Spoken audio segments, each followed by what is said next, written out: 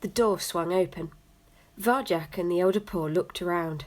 The gentleman was standing there, and by his shiny black shoes there were 2 sleek black cats.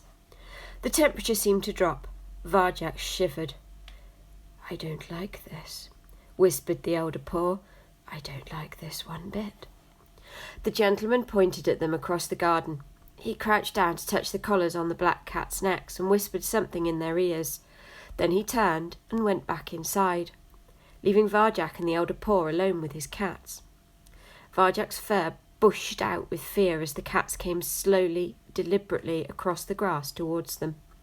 There was something so strange, so menacing about the way they moved. "Who are you?" called the elder Paw. They didn't answer. They just kept coming. Varjak and his grandfather backed away.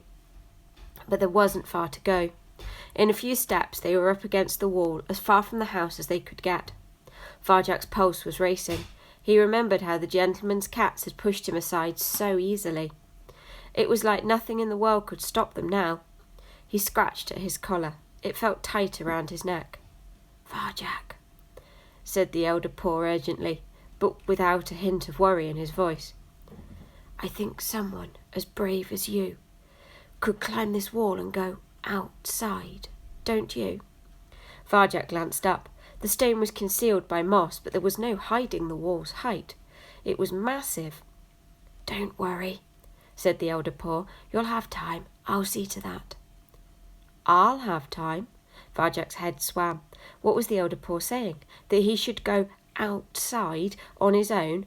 But can't we both? "No, we can't.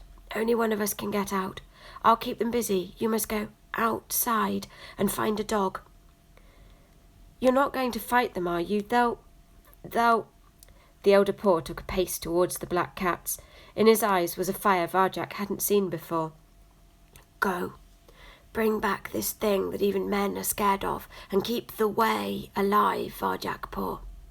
The cats had stopped. They were looking at the elder Paw as if they were waiting for him. The elder Paw growled at them. Varjak's head hurt. He was being torn apart by 1,000 different feelings. The elder Paw strode forward to meet the gentleman's cats, tail held high, green eyes blazing. "Go, Varjak, before it's too late. Don't look back. This is the only way." He looked fierce and magnificent. The tired old cat of the council was gone. Now he was the son of Jalal, facing his enemy, proud and powerful, a Mesopotamian blue. "Go!" he yelled and hurled himself at the black cats.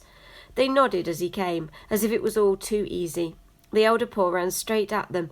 Then he seemed to shimmer for a moment and went through the gap between them and came out the other side. The black cats span round. The elder Paw was just out of their reach. They glanced at each other and went after him. Varjak's heart thumped in his throat. His grandfather was leading them away, through the trees, back towards the house. He was taking them further and further from Varjak, with quick wits and cunning, a flash of silver blue. The black cats were faster. They moved together perfectly. Each one looked sleek and lethal. How could the elder Paw fight 2 together? Already he was slowing down, still proud, but old and short of breath. And the black cats were closing in, one on each side. They'd catch him soon. Even if they didn't, what could he do against a gentleman 10 times his size? What could any cat do, or even the whole family? The elder Paw was right. The only chance was to find a dog. His grandfather was doing what he had to do. Now it was all up to Varjak. His mind was on fire. Varjak tore his eyes from the garden and turned to the wall. It separated the world he knew from outside. No Paw had been over that wall since Jalal himself came from Mesopotamia, but it was the only way out. He took a deep breath, coiled his body tight, one last glance over his shoulder. No. The black cats had caught the elder Paw. They had him backed against the house. They came at him from both sides. He slashed out, but together they swarmed on top of him and forced him to the ground. There was a terrible howl. The black cats came away, shaking their heads, and the elder Paw looked limp, like a broken toy. There was a roaring in Varjak's ears. His stomach churned. Everything inside him screamed at him to stay, to fight, to help the only cat who'd ever understood him. But the elder Paw's words echoed in his mind. Go, before it's too late. He turned to the wall. 3, 2, 1. Varjak exploded into motion. Back legs uncoiled. Front paws reached out for a grip. Found it. Back legs pushed, pumped, powered, up, up, up. And like the wind, Varjak flew up the face of the wall.